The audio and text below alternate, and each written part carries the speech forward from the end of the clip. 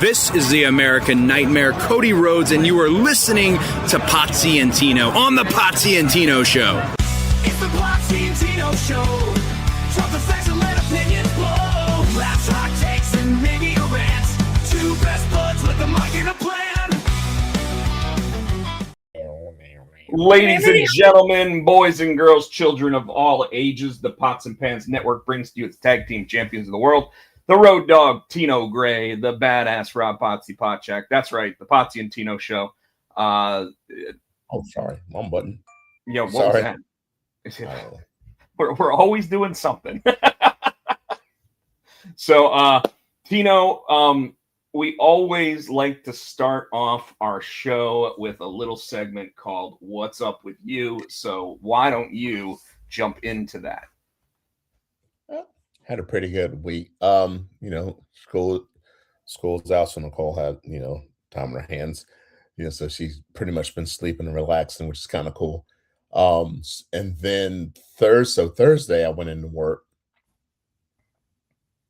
and went in for a little bit. Nicole had called me and she's like, well, what are you doing? How long are you going to be in the office? I'm like, well, I'm not long. What's up? She goes, I want to go to lunch. I'm like, all right, cool. We'll go to lunch. I said, I'll meet you about 1:00. We met at this place, JD's down the road, where she likes, because she's like, I want some wings. I'm like, all right, dude. She likes their wings. So we get there and I had to go to the bathroom and I came back. I sat down, I was chilling. Normally I don't sit with my back to the door, but I don't know. I just had my back to the door. And I know what this story is. And we're sitting there talking. And all of a sudden, out of nowhere, I'm minding my own business. And I don't like a lot of people. I don't like nobody in my personal space unless I invite you into my personal space. So when I'm sitting there talking to Nicole, and all of a sudden I got somebody this fucking close, like, hi, is anybody sitting here? My first instinct was, who the fuck is that? And I was out to punch somebody in the mouth because first of all, you're too close in my face. And I turned to look, and I was like, who the fuck? So for you guys who don't know, my daughter lives in Florida, and last time I saw her was Christmas. So we talk on the phone, 2 or 3 times a week, but we text just about every damn day. And so I'm looking, and it's my daughter, and I'm like, it's one of those things like when your brain, it doesn't really. You're not sure it's real. It's like it's not supposed to be, and your brain's like, because I just talked to her the other day. I'm like, dude, are you coming home this weekend for Father's Day? And she said no, she had to work. I'm like, all right, cool. And so I look over there, and I see AJ. I mean, that's her fiance. I'm like, okay, and then it finally clicks. I'm like, oh shit, she's here. And so it was cool. So she had come in to surprise me for Father's Day. Folks, when Tino's talking about this, like, he ends up giving his daughter like a 3-minute hug. and the comments on the Facebook post about this from your wife, Nicole, the comments on it are all like, Tino was crying so hard he didn't want to let her go because he didn't want people to see him crying. That was awesome. Yeah, it was a good surprise. But her fiance's uncle turned 50, so like he had his party the night before too, Saturday. So and then Father's Day. So Saturday was our families get along, so they want us to come. So AJ's from Argentina. So, and I say that because I've never been to like a Hispanic, like I've been to parties, but we got there and they had things in the backyard. They had a band, they had drinks were going, and I looked at Nicole. I'm like, yeah, I need to stop so I could drive.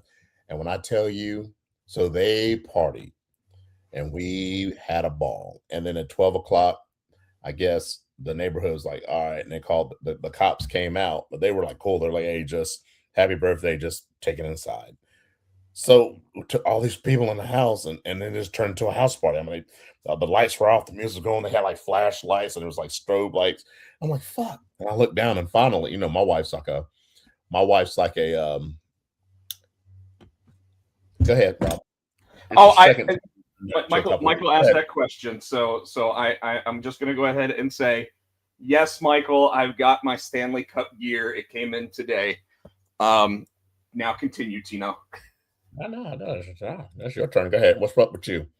Well, so this past week, I started a restoration project on one of the comics that I did 20 something years ago. And what I mean by that is that I'm taking the old original artwork, and it was never colored before. So I'm going in and actually coloring all the art and everything now. So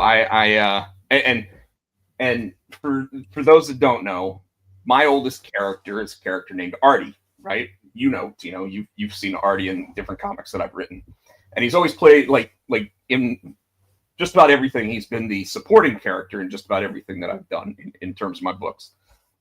So there was once that there was actually an Artie story written and drawn. The artist was a gentleman by the name of Timothy Johnson, who I don't know how to get in touch with anymore, but I found all of the original black and white artwork for it. So when I say that I'm doing a restoration project, the lettering in it, so the words on the pages, was all very, very poorly done. So I've had to remove all of that, but right now I'm going through it and actually coloring the pages for this book, Tino. So yeah, I may have actually sent you some of it already, but you did. Just like for everyone else out there, if I can angle it, I'm going through and I'm actually coloring the original pages. And here's why. So, do you know what year I created Artie? That's like 90 something, wasn't it? No. 1986. Damn. So do you know what year it is now and what anniversary it would be for him? Well, it's 40. It would be his 40th anniversary. Now, when that story was originally done, was 1996. 1997 is when I actually think it came out. Right. So that would make next year the 30th anniversary of when this story was originally made.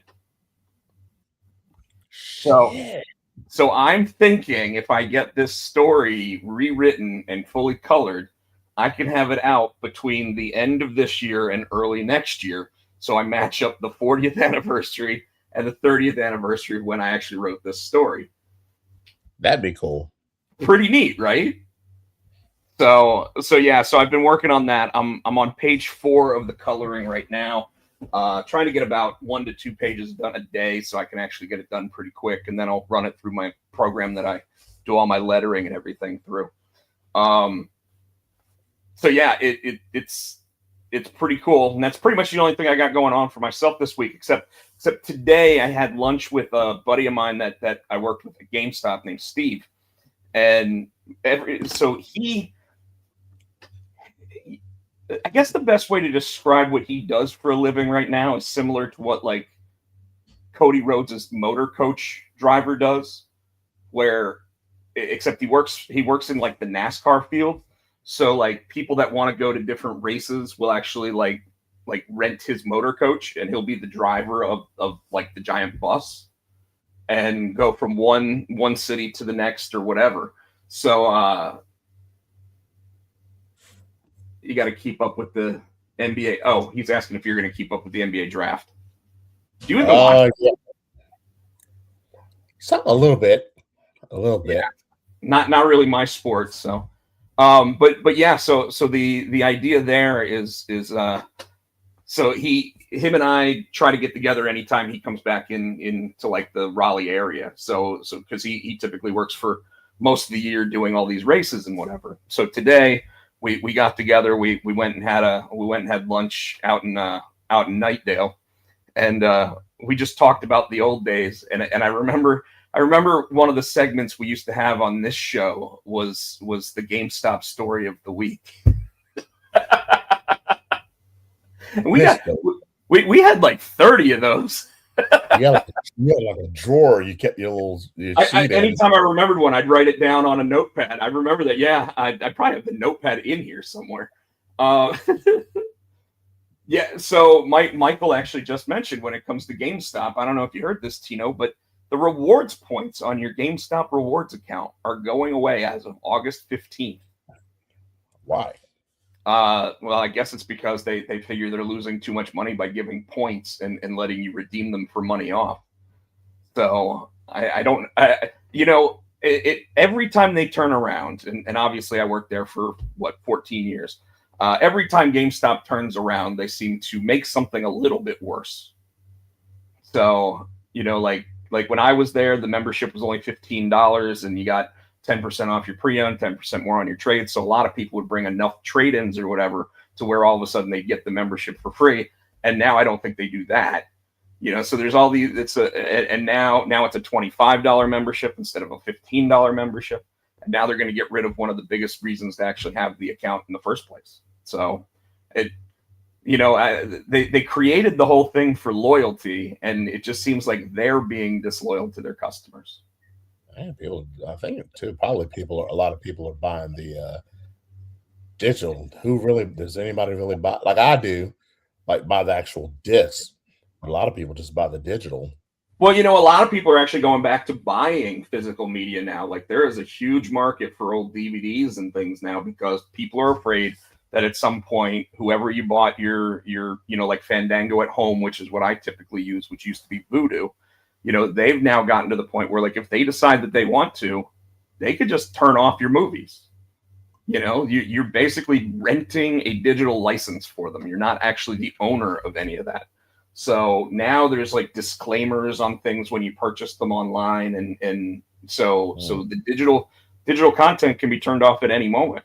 So it sucks, but it's one of those things where it could happen. So that's why people are actually buying the physical media again, so that they can actually say, hey, we've still got this, and it's going to be ours forever. So yeah. I totally understand why you buy your games, and obviously it's when I'm going to be how I actually get to play the 007 game, because you bought a copy of it and I'm going to borrow it from you at some point. Mm-hmm. Because I already have to buy Wolverine, and I buy another game, buy Control Resonant or whatever it's called. I have to buy both of those games. So I'm gonna buy Wolverine, and then when there's a Wolverine, John Wick games coming out, and fucking Blaze is coming out. Whenever they all come out, I'm definitely buying it. Michael, I did not know that the AMC movie theater out there closed. I know that the B&B theater at Morrisville closed. And I've been getting closer and closer to buying one of those see all the movies you want memberships, because I like to go to the movies during the middle of the day when I'm not doing anything. So and I started thinking about it, Tino. The AMC one I think is $23.99 a month, and you get 4 movies a week in any format. So you can watch IMAX if you want, you can watch 3D if you want, all that stuff.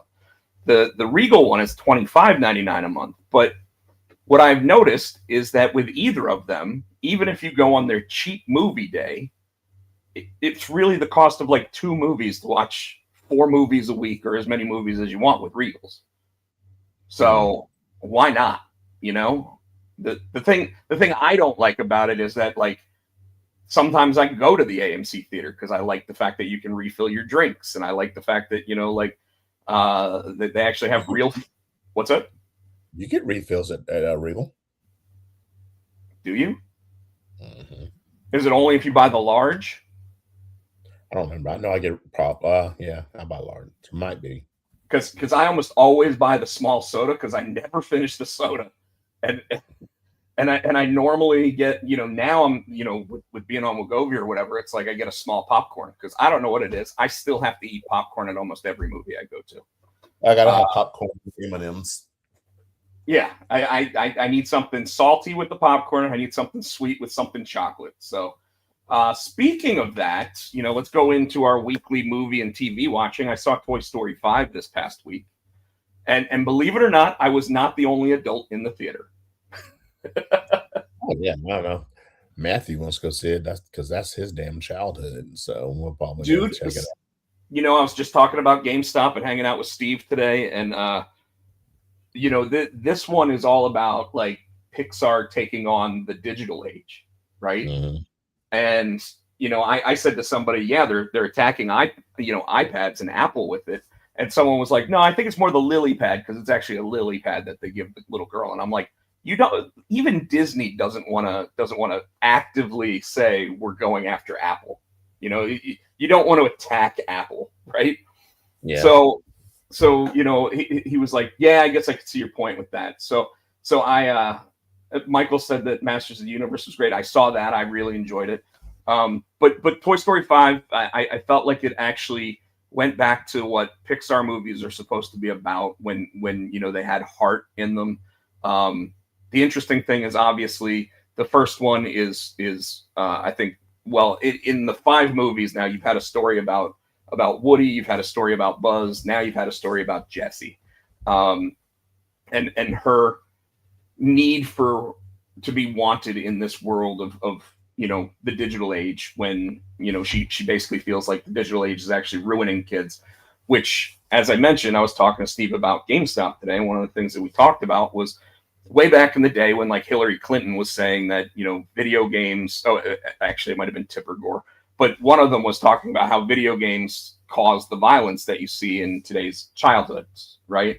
And I don't think that's ever been the case. I've always said that I think that video games and iPads and things like that take away from the imagination of children. So you don't get as much creativity, and you don't get as much, and obviously there's games like Minecraft out there where you can build and make things and do whatever. But, one of the things that made comic books so important to me was, one, it got me reading, but it also got me being social with other people talking about comic books.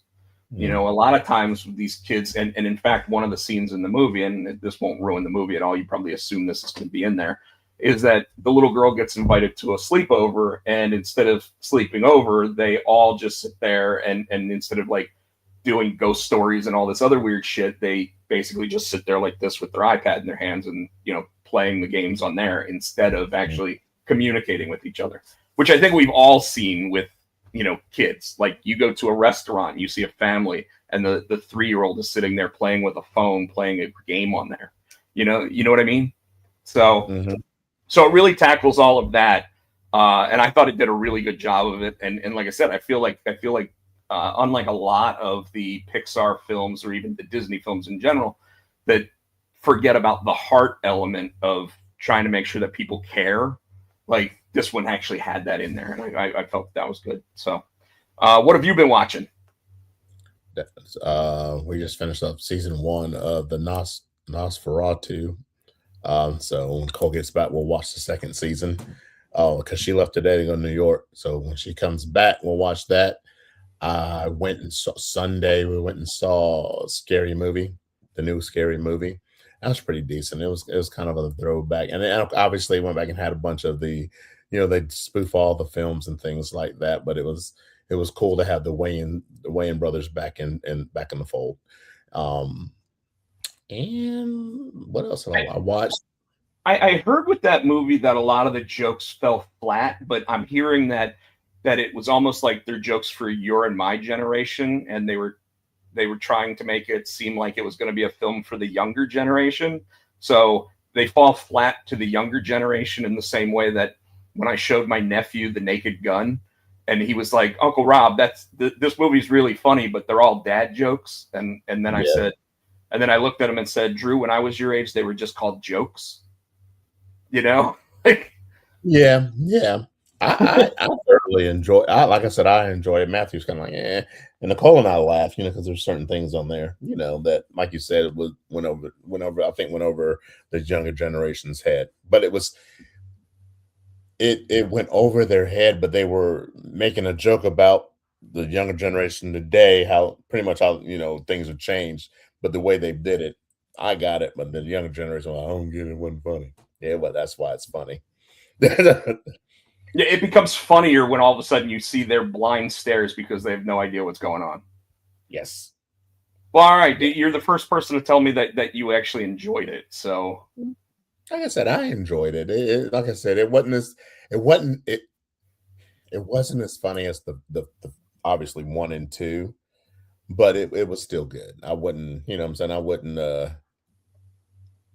say it was terrible. okay. I am interested while we were there. They did the previews. Jackass is coming up for their final movie, and I'm wanting to see that, and can't see it because that's Nicole, that's her child. So she's like, when she comes back, we're gonna go see that too. So, Well, Supergirl comes out this weekend. I was about to say Matthew and I are going Friday. I don't know if we're going to go. It's up to him if he wants to go during the day, if he wants to go Friday night, but we're going opening. He wants to go opening night because he's like, I don't want to get it spoiled. So we're going Friday to see that, and then at some point I'm gonna watch on Netflix. John Cena has that movie coming out on Netflix, Little Brother, with him and Eric Andre. I want to see that. That looks funny. So yeah. So obviously I'm going to be in Chicago starting Thursday this week. So what I might do on Thursday is see if I can get some sort of ride to a movie theater Thursday to go see Supergirl when they start showing like the 8:00 showings or something. Because I'm assuming I'll be set up at the convention by then, and I'll just need something to do while I'm in Chicago. So I'll either do that or, there's a ton of stuff coming out this week in terms of, obviously there's, we're going to be talking about Great American Bash. We're going to be talking about Forbidden Door. We're going to be talking about Night of Champions, all of which are this weekend, which is fucking insane. I think Slammiversary is this weekend too. In the TNA news, Tommy Dreamer apparently was relieved of his creative duties. So is Road Dogg rumor, or is he for sure? Rumor. I haven't watched TNA in like weeks, so I don't even know. Yeah, I watched the first couple episodes on AMC because I was home, but I've been out for a bunch of this stuff, so I haven't been able to watch it. But anyway, so I started last night. I started watching House of the Dragon, which is a 200-year prequel to Game of Thrones. And it's all about the Mad King's family. So the Targaryens, the blonde-haired people, that Daenerys was obviously one of, but it's all her family's upbringing and everything that goes along with that. And the girl that plays Supergirl actually plays the main female character in it for like the first 6 episodes, and then they recast her before the season's even over because they aged her up. What's that? Because she had to go film Supergirl. Probably. Both are Warner Brothers properties, so yeah, it very well could have been that. No, they aged her up, so she was supposed to be like 15 or like 12 or something in the first couple episodes, and she looks young. I mean, she looks a lot more her age in Supergirl than she did here, and it's weird because it was only like 4 years ago that they filmed like the first season. So to see how much, I mean, knowing technology today, they de-aged her to make her look even younger. I don't know, but yeah. So I started watching that, and a show that I really liked on Apple TV with Colin Farrell called Sugar, where he plays a private investigator. But then by episode 6 of the first season, you get the big, oh my goodness, and it's that he's an alien and he's part of like an alien visitor group that collects data on humans while taking on residency and jobs and whatever. And season 2 just started. What's that?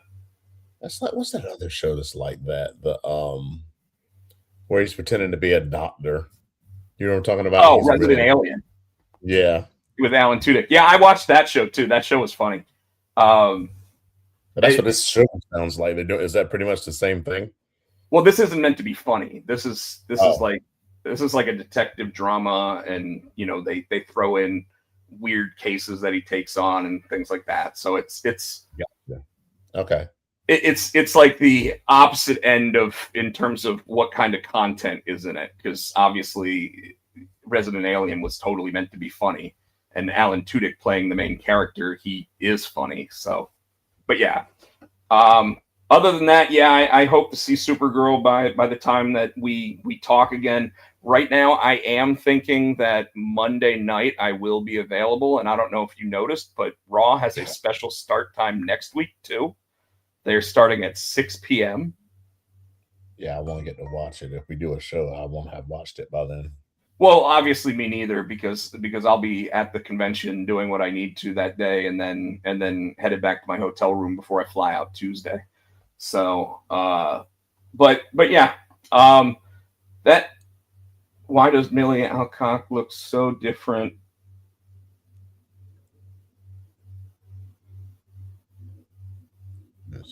Michael, at the end of Superman, at the beginning of Supergirl, she doesn't even look like the same person. I think she does.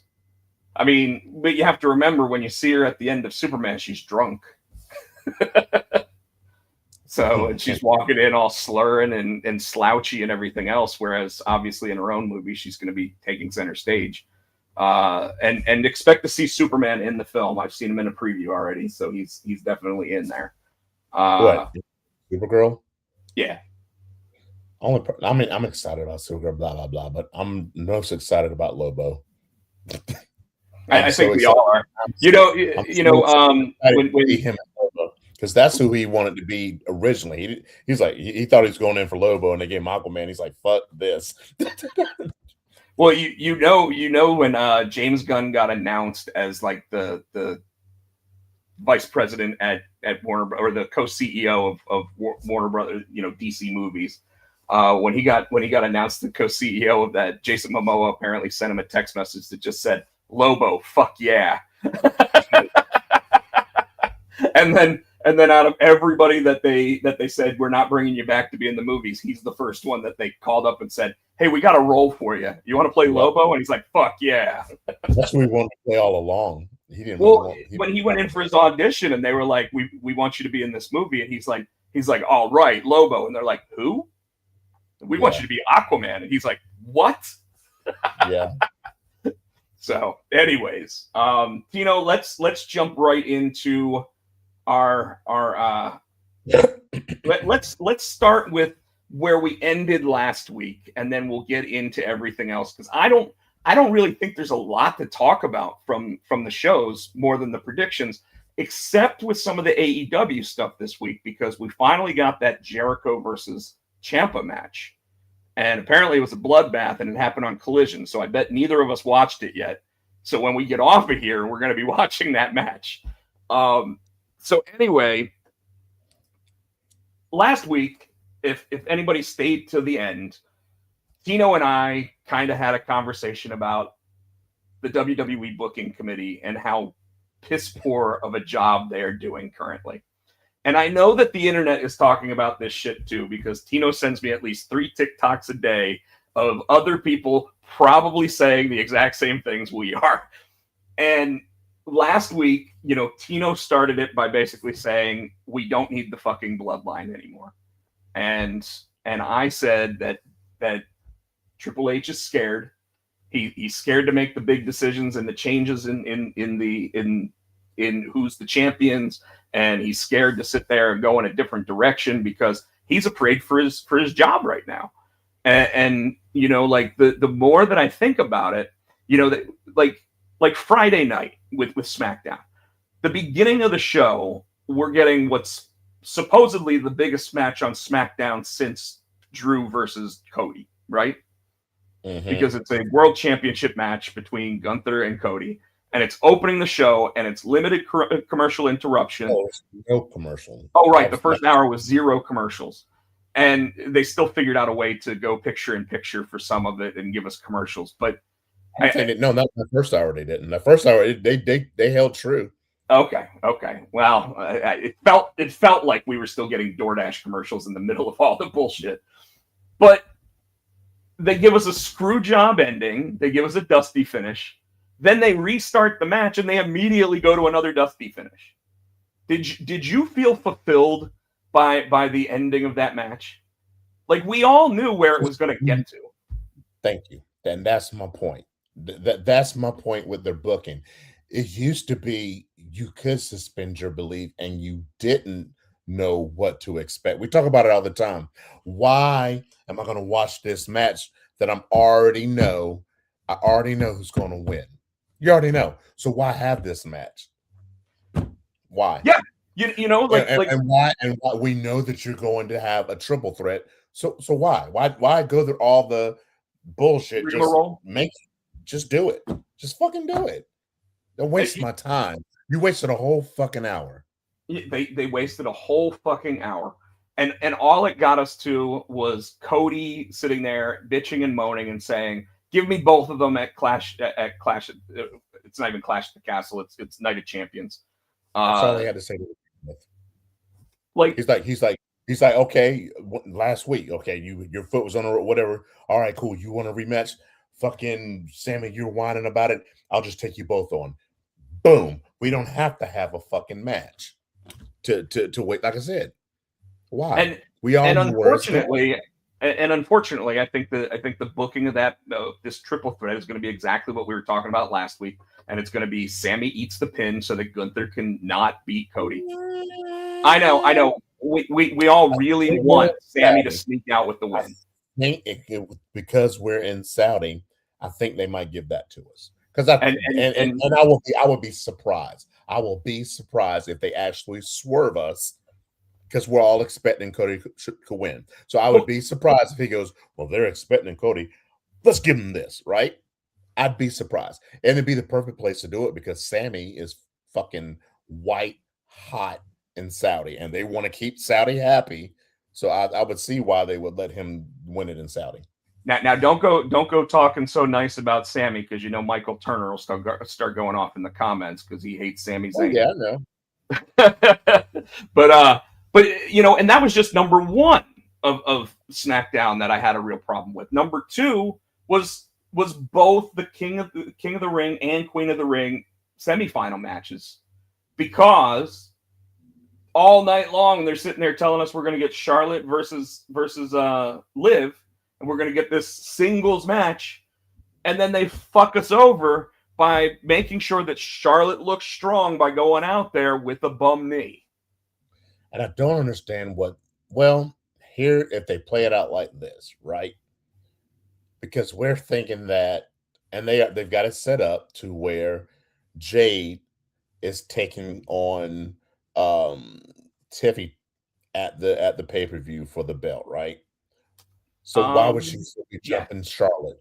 Why would she still be jumping Charlotte unless at the pay-per-view Charlotte cost her win, and then they go off and do their thing? Because I think they're setting up Chelsea and Tiffy eventually. So that's the only way it would make sense. Charlotte cost Jade, then they finish their little feud, right? Tiffy holds on to the belt, and then they go off with Chelsea or Blake Monroe, whoever, right? So we'll see. Well, I think it's dumb. Well, and last week on Raw, we're sitting there talking about how great it would be to have Brock Lesnar come down and cost Obafemi the King of the Ring and send Dominic Mysterio on to face Javon Evans in the final. Or no, it's not Javon. It's going to be Jay now. But another bad booking decision, if you ask me. Why didn't LA Knight cause Jey Uso to lose that match? Did you get that? Well, I did. I sent you that TikTok. Did you see that TikTok I sent you? Well, yeah, but the other thing that someone said to me was that WWE missed an insanely great opportunity here to put Dominic Mysterio over in the King of the Ring, and here's why. Because then, what is king in Spanish? Rey. So he could have been calling himself El Rey Mysterio if he won. They're not going to do that. That don't no. Well, to piss off his dad even more. And you're right. They're not going to do that because they didn't do that. Because they fucked us of a great final between him and anyone else. But instead, the other part of this insanely stupid booking for the King of the Ring, why the fuck is Jey Uso being pushed back to main event status? He failed miserably. I don't think he's going to win. I think, and here's why. I don't think he's going to win, which is going to cause him and Roman to have tension. No, him, Jay, and Roman. The Usos are going to go win Roman, because did you see? And we'll talk about it. But last week when he fucking had them acknowledge Jacob, and he gave him that thing, and he didn't run it by the Usos, and they were kind of standing back and watching him. I think Jimmy's going to lose, and they're going to fucking turn on Roman. Isn't it weird that when they first got this bloodline back together, they were all supposed to be equals, but now all of a sudden Roman's telling them what to do again? Is he though? Well, he's definitely the big dog again. He's definitely the one calling the shots, because obviously with Jacob having to acknowledge him, Jacob is obviously following his lead.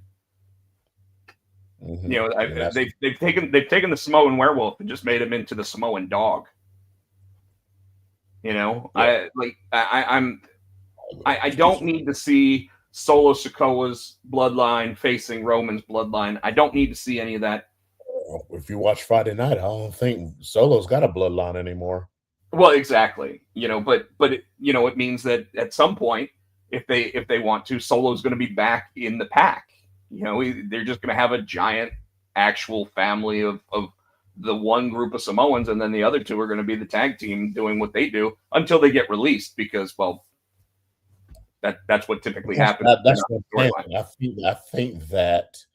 I think that the Usos leave in turn, and if they do it, which they probably, it'll be Roman, Solo, and Jacob, and they'll probably hit somebody else to help out the Usos. Maybe that's when they bring up Zilla.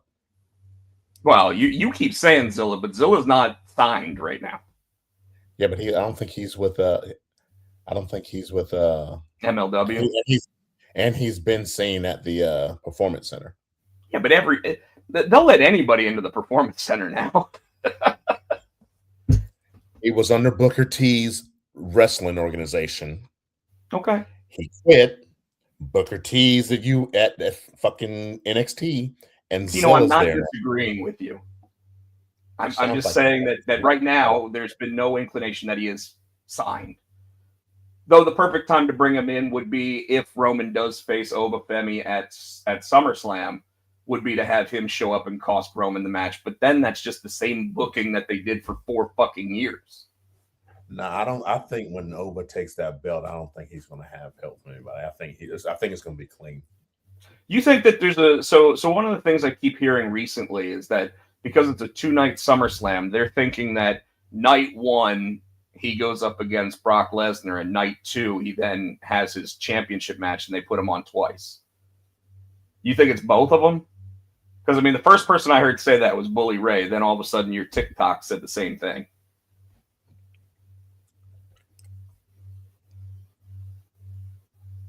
I mean, it just still sounds like that's the way they'll sell it. Sell it, and I think Brock is on his way out. I think he's high on Oba, and I can see that happening. Well, I think we're all high on Oba. He wants Oba to retire him, so Oba will retire him. He'll win the King of the Ring. And well, I think it'll kind of go like what you said too, right? So Oba will go in the King of the Ring he'll win the King of the Ring, and then Brock will probably challenge him for SummerSlam and say, "Hey, if you beat me, I retire. But if I beat you, I get your shot." Right. So he not only beats and retires Brock, but I can also see him challenging Roman too. All right. Now have we pretty much talked about SmackDown, so we don't really need to talk about that because, I mean, the 3 matches that really happened on the show. There is one thing I do want to talk about when it comes to SmackDown. I think that's everything. Yeah, I think that's everything I want. Just about everything we wanted to talk about. But there is one other thing that I do need to talk about when it comes to SmackDown, and that's this. Danhausen's experiments, Tino. Backstage, he's sitting there, and behind him, you've got The Miz and you've got Kit, and they're both, and Matt Cardona walks up, and he goes, Zack Ryder. And he's like, I told you it's Matt. And then all of a sudden, like he goes, oh, that's where these two are. And he goes, yeah, I've got them new hats, stylish new hats. And they're wearing like these weird hats that have like connectors on them and whatever. And it's like, I'm awesome. And the other one's like toxic, you know? And they're like, and I don't know if you heard, but apparently The Miz has actually already informed Triple H he has no intentions of re-signing a new contract. Ah. No, but you forgot the best part of that skit is Zach touches, or as I call him Zach now, Matt touches. He got shot. He goes, whoa, and he goes, "Are you okay?" And he goes, "You know it." That fucking was awesome. I didn't know about this. That was what I was gonna say. Was the best part of that was that part. And then of course today on Raw, for those of you that haven't gotten a chance to watch it, JD McDonough goes to touch something and he gets zapped too. And backstage, like Dom's like, I don't just give out matches. Maybe you faced JD. So he gave out a match by saying JD. And of course, Adam Pearce looks at JD and he goes, are you okay? Did we have a doctor look at him? He goes, oh, a doctor? And then he goes to shake Adam Pearce's hand. Then my favorite is he had the man bun, and then when he gets shot, he comes up, what happened? And his hair just going everywhere. Oh. They are taking that to a whole new, and no one's asking about what's under the sheet anymore in Danhausen's experiments, because they suddenly have struck gold by having him electrocute everybody. And thank goodness they haven't gone the gold dust route and actually had him doing the Tourette's. God, I wish he wasn't under contract with damn AEW, because that would be fucking perfect. If he was the one underneath the sheet as gold dust, or if he just came back and started that stuttering thing again. Oh my God. So I am enjoying the Danhausen experiments. Someone said to me that they feel like Danhausen needs to wrestle more, and I was like, well, to be honest, all of them need to wrestle more because we get 4 matches per show in a 3-hour program. And I don't know if you heard, but SmackDown's going back to 2 hours like the first week of July. Did you see Michael's last comment, the question? What do you think? Are they going to push Matt or just make him the new backstage? Michael, if you didn't already notice that Matt Cardona is no longer the indie god, he's no longer the indie god. He is Zack Ryder with a beard. No, but what he's saying, are they going to push him? You think? I mean, no. He's going to be U.S. title at best, and right now that's all tied up with Trick and the other two. So I don't see Cardona getting there. I mean, hell, Cardona's first week back, he lost to Trick. All right. So yeah, I don't see it, Michael. Maybe when Triple H finally stops listening to Michael Hayes and they start actually doing some real booking, and we start seeing more matches and we start seeing more people actually trying to get over with the crowd. Because like, I don't know if you noticed today, Tino, but I'm thinking the Chad Gable experiment's already starting to fizzle out because that crowd was not as into him as you would think until everybody left, and then they started cheering him. Because when he was trying to get them to do the clap, they were mild at best, and that crowd was hot for just about everything they liked. We'll see. I mean, I'm hoping that it goes to Chad Gable actually winning something important, but unfortunately, right now, I think with them already starting to set up Chad Gable versus Dominic Mysterio this week, I think that he's going to get relegated into the secondary title status at best again. And right now, the iron is so hot on Chad Gable, they could make him a world champion, but they're not going to. They don't. They push who they want to push. Well, they only push Roman and Cody. And again, we talked about this too. They need to start building people. Yeah, what's going to happen? It's interesting because I think they said since they introduced the World Heavyweight Championship, so the one that Seth Rollins won first, nobody under the age of 40 has held any of those championships.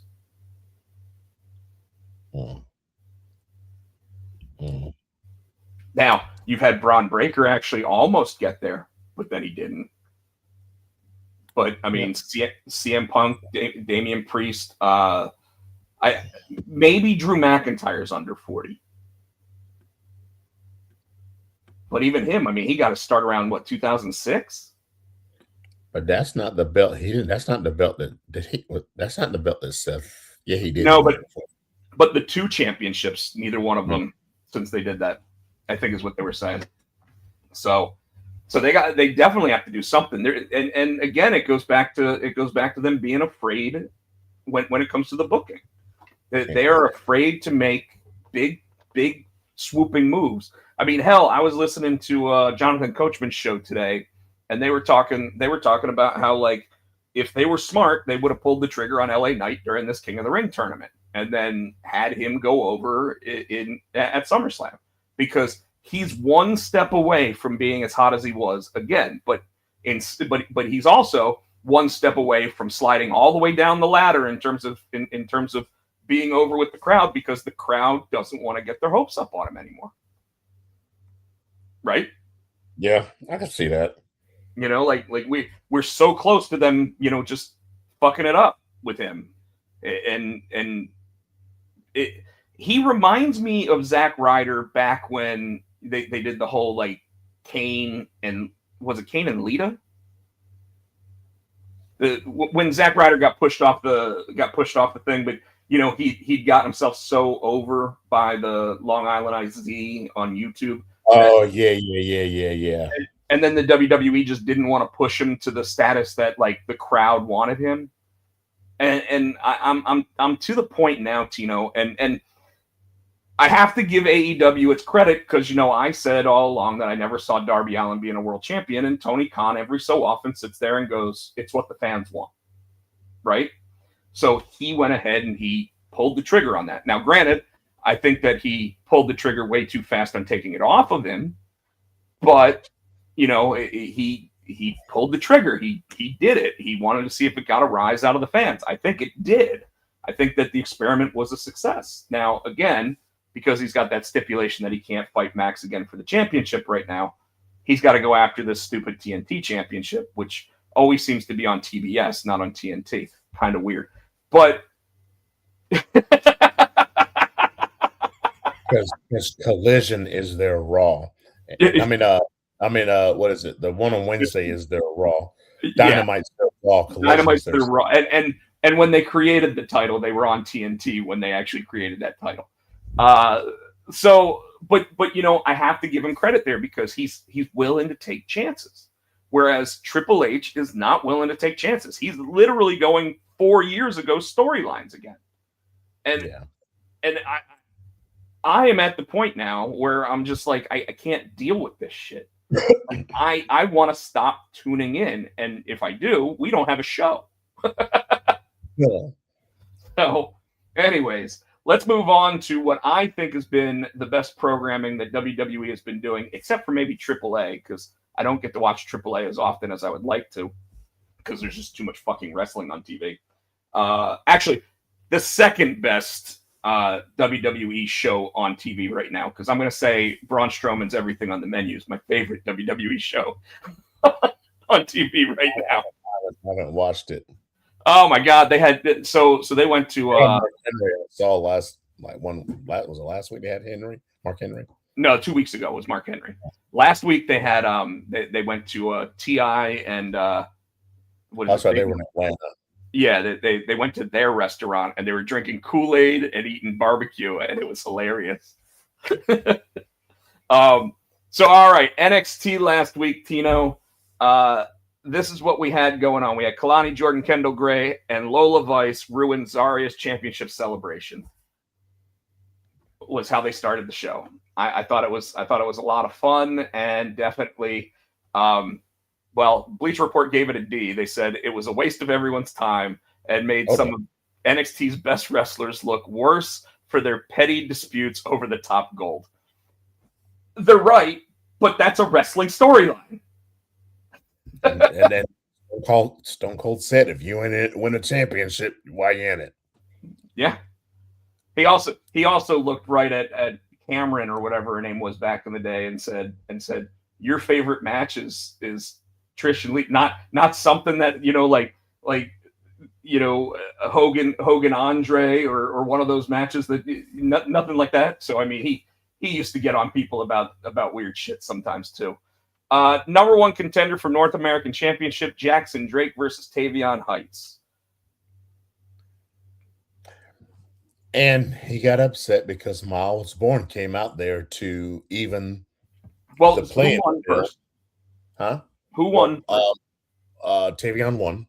Tavion won.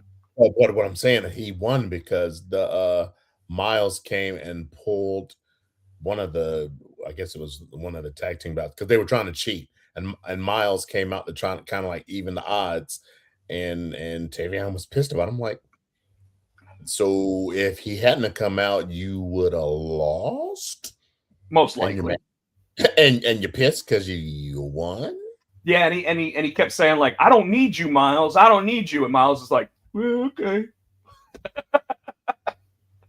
So I'm like, that didn't make sense to me, but I'm like, oh, okay. Thought it was a solid match for two of the young and up and comers.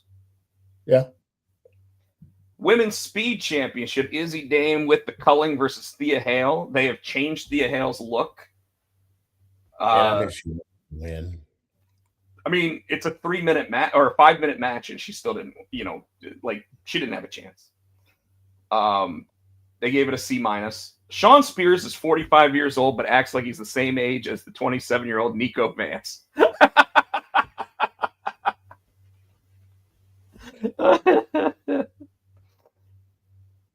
Tony D'Angelo meets Naraku in a private location. Okay. That was interesting, too. Yeah. D'Angelo is a quality NXT champion with multiple interesting challengers still on the horizon, but NXT could make a compelling villain with Naraku if he dethrones the champ. I'm wondering if they're going to do some kind of stipulation because in that meeting, when Naraku handed Tony the contract, Tony made a comment like, "You hadn't signed it yet," and Naraku said, "Yeah." So Tony signed it. Naraku hadn't signed it yet, which makes me think he's going to put something in it before he signs it.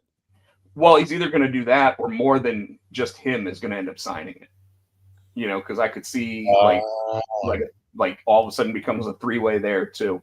Naraku actually spoke English throughout this entire promo, so and came across very, very not going to say literate, but came across as like understandable. Like I was able to understand it, whereas a lot of the obviously a lot of the Japanese wrestlers when they come over haven't really started learning like full English yet, and it's very broken when they start, so that's why they've been putting up the subtitles and whatever. Natty versus Jada Parker. I'm going to say that you were probably disappointed in the outcome of this match. What are they doing with Jada Parker?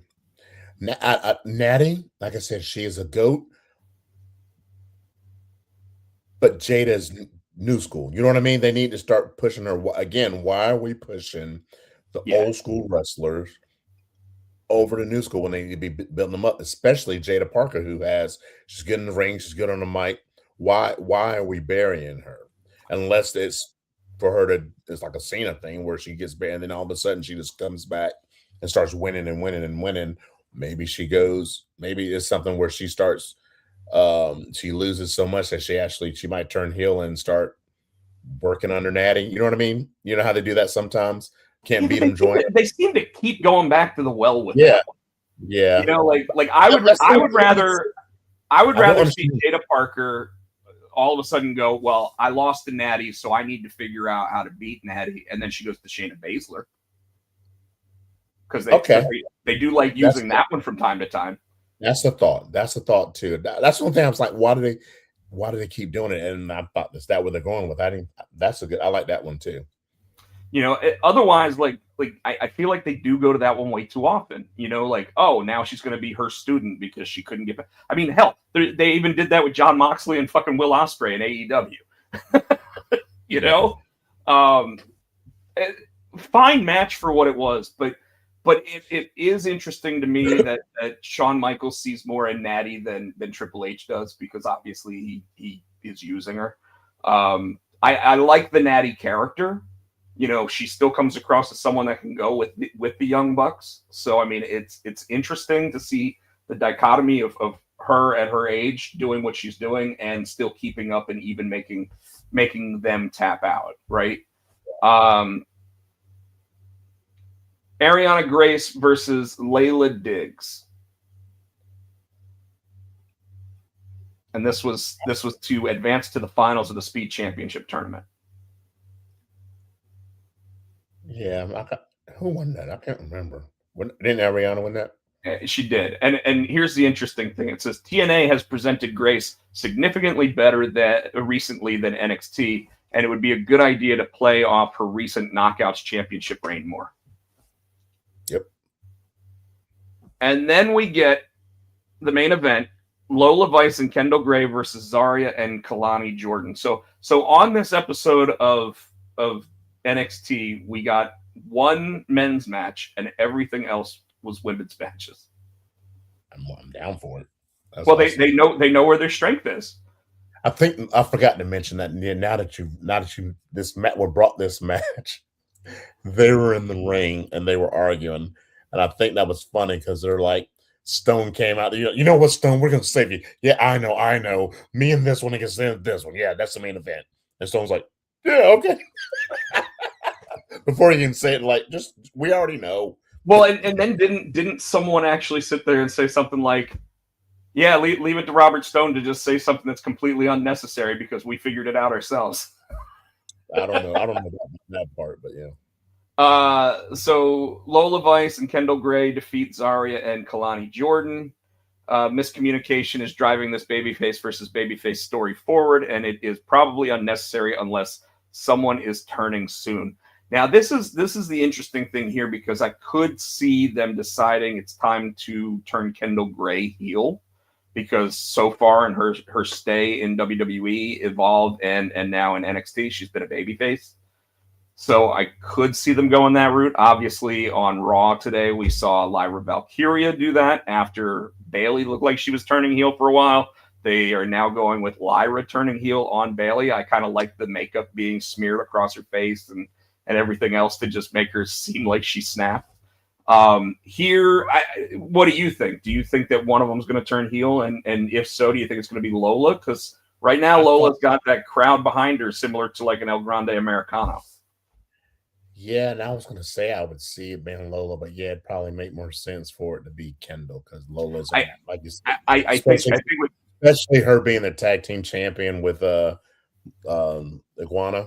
Mr. Iguana. So yeah, it'd probably have to be Kendall if they do a heel turn. Yeah, I really think that it's one of those things where like they got to see what they really have in Kendall, and they've got to see if she can be both roles. Because, some people are, we said it just a couple weeks ago when we were talking about Johnny Gargano, and, he was a white meat baby face for so long that we didn't think he could be a heel. And then when he turned heel, it was like, oh, shit. he's actually good at that, too. Same thing with Sami Zayn, right? Like, who thought Sami Zayn was going to be, when he was conspiracy theory Sami Zayn, he was awesome. Yeah. So that was NXT. Now we can talk about AEW Dynamite. Let's see. Which I've got to be honest with you, I don't think I watched all of it. Kenny Omega versus Tony Nese. This was pretty much a glorified squash match. Oh, then I know I didn't watch it because I don't remember that match at all. Yeah, it was over in like no time. Because Kenny Omega then I think took the microphone. Kenny Omega winning the match and the post-match segment with TMDK to hype his match against Zack Sabre Jr. at Forbidden Door was good, but the match itself was a bit of a letdown when you consider who was involved. Yeah, because Tony Nese is actually a really good wrestler, and they basically just said, "Hey, go out there and lose." Zack Sabre Jr. not getting to speak or throw a single punch was a weird way to use him, but the segment still worked. Okay. Death Riders versus Brodido. Now this was new babyface Danny Garcia and Jon Moxley, which I don't know if you watched. Were they the baby faces in that? Because I thought Brodido would be the baby faces. Well, Brodido definitely was the baby faces, but the Death Riders are baby faces now. So like they're nice guys now. I guess I don't really think so, But this match has a segment where Brodido starts dancing in the middle of the ring and Danny Garcia stops them, and then he decides to do his dance, and the crowd popped for it. Oh, he went back to doing it. I missed. Damn. And after that, Jon Moxley got knocked out of the ring, and Danny Garcia got rolled up for the loss. Because, just like a Survivor Series team, which one of those guys can lose? It's going to be Danny Garcia there. It's not going to be Jon Moxley. Because Jon Moxley is the most pristine toy in the box. Bullet proof. It was nice seeing Brodito back as a tag team in the match. Apparently, after that, when they went backstage, and I guess Bandito said he wants to go after a singles. Was it who did he say he was going after? He probably said Max because everybody says Max. No, was it Kevin Knight, or was it the Ring of Honor title? No, who has the Ring of Honor title? I know who has the Ring of Honor TV title now. It wasn't Max. Yeah, it wasn't Max. It was one of the either the Intercontinental. They're one of the secondary, and I can't remember who's holding it. Whichever Hill's holding it, that's who he wants to go after. Oh, is it the one that Jack Perry just lost to? What's his face from the Don Callis family? I think so. Yeah, Mark, the big guy. Yeah, it was one of those. Not Lance, but the one that used to be the one that used to be Kyle Fletcher's tag team partner. Yeah. It's one of those. It's one of those titles. I can't remember what it was. Anyway. Next matchup on Dynamite was Hazuki versus Mercedes Moné in the semifinal of the Owen Hart Foundation tournament.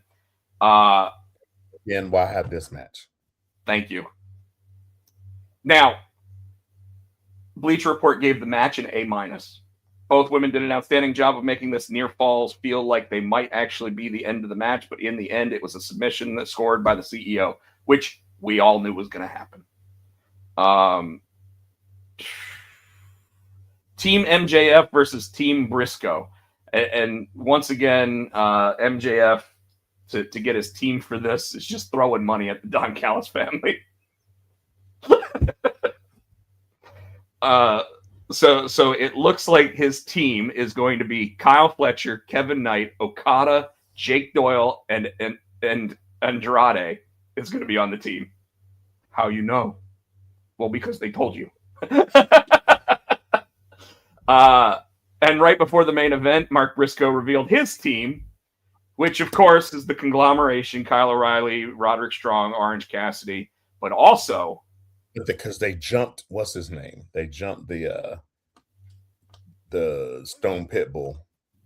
Yes, backstage. Yes. That's why they had to replace him. They had to replace him with Konosuke Takeshita and Darby Allin. Oh yeah. So that one is going to be MJF, Kyle Fletcher, Kevin Knight, Okada, Jake Doyle, and Andrade El Idolo versus Mark Briscoe, Kyle O'Reilly, Roddy Strong, Orange Cassidy, Takeshita, and Darby Allin. Before they all meet in a cage, they had a 12-man tag match to close the show. Why? And how are they going to fit all 12 of those motherfuckers in one cage? Like you said, I don't know. It's the 2 cage thing. I'm hoping they change it to blood and guts on like this Wednesday. Because I mean, why have Briscoe in a match like that? All in all, though, that was everything from Dynamite. It was not a long show. Collision had the other Owen Hart match.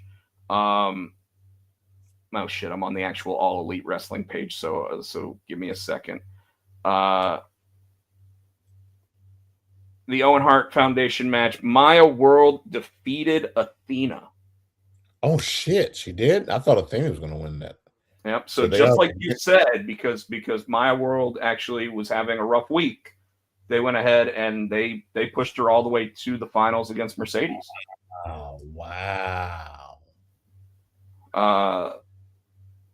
Let's see. Other matches on this card included the Young Bucks and Jack Perry versus the Lethal Twist. The Young Bucks and Perry won the match. Statlander and Mina Shirakawa meet before their match. Hikaru Shida has plans for the TBS title. TBS Championship Survival of the Fittest qualifying match. Statlander versus Mina Shirakawa. And Statlander beats her. Harley Cameron was on commentary. The Bang Bang Gang have a new business. after recently announcing where their $200,000 prize money went, probably to pay for Danhausen to curse somebody. Where is the Blade? Not the Blade. The fucking Bang Bang gang that he's been out forever now. Jay White. Yeah, Jay White. What the fuck is he? Is he still hurt? His injury apparently was something bad. So yeah, I think he is. Christopher Daniels reintroduces Matt Sydal. That was Evan Bourne, wasn't it? Yeah. Oh, I remember in one he had the third eye. Remember that? He was doing that for a while. Oh, and Jericho versus Ciampa did not happen. It's going to happen at Dynamite this week. Okay. It was bloody. So what the fuck are you talking about? Ciampa took the mic and said, "This is the Jericho he wanted from the beginning. He wanted this match for a very long time. Ciampa has an idea. Beach break, Clearwater, Florida. That's 10 minutes away from your adopted home. Chris, I want you to invite your friends and your family, and I want you to sit them in the front row, because on that night at Beach Break, we're going to find out one of two things. Either you're exactly who you say you are, or this entire world finds out that Tommaso Ciampa is indeed better than Chris Jericho." Jericho agreed to the match, and Jericho blasted Ciampa, knocked him to the mat and then went for the walls of Jericho, but Ciampa bailed to the floor. Jericho stopped him, but Ciampa answered with a mule kick that connected low. Ciampa threw him back into the ring, laid him out with a vicious bicycle kick. Ciampa then kissed him on his blood-spattered cheek and left him lying. Jericho's going to win the match. Yeah, I hate the fact that it looks like Ciampa is there just to put people over. But at least he's having great matches. IWGP Global Heavyweight Champion Shota Umino accepts Pac's challenge for Forbidden Door. This was the guy that was actually saying he wasn't going to show up at all at Forbidden Door, and I guess now he's going to face Pac. Mystico defeats Skyflight's Dante Martin. Ricochet has a message for Takeshita. Why does it seem like Collision was so much longer than than the other shows? The Dogs respond to Cage and Cope's attack on Dynamite. By the way, don't know if you saw, but FTR has decided they're stepping away from the ring. Why? Don't know. They said for personal reasons, and they don't know the next time that they'll show up on AEW television. Yeah, pretty wild. Why don't I have the WWE? Oh, I do have Night of Champions. All right. So which of the three shows do you want to give predictions for first? Let's do. Well, you got Night of Champions up, so let's hit it. Oh, do I? Well, I've got all three of them pulled up. Oh, you just said. Let's do Great American Bash first. Even though this will be Sunday, and I don't know if we have all the matches listed yet. This is what we've got for it. We've got Tony D'Angelo versus Naraku. We've got Lola Vice versus Kendall Gray. We've got Miles Bourne versus Tavion Heights. And we've got Saquon Sugars versus Dion Lennox. So right now, only 4 matches announced. If I had to guess, they'll probably add at least one more this week on NXT. Probably North American Women's Championship. So, Saquon Sugars versus Dion Lennox. Who's the babyface in that? Sugars? One. So that's why I think Lennox will probably win this one. Okay. I'll go with your take on that one. Miles Bourne versus Tavion Heights. I think Tavion leaves him laying. Yeah. Yep. Lola Vice versus Kendall Gray. Kendall Gray. And there'll probably be a heel turn.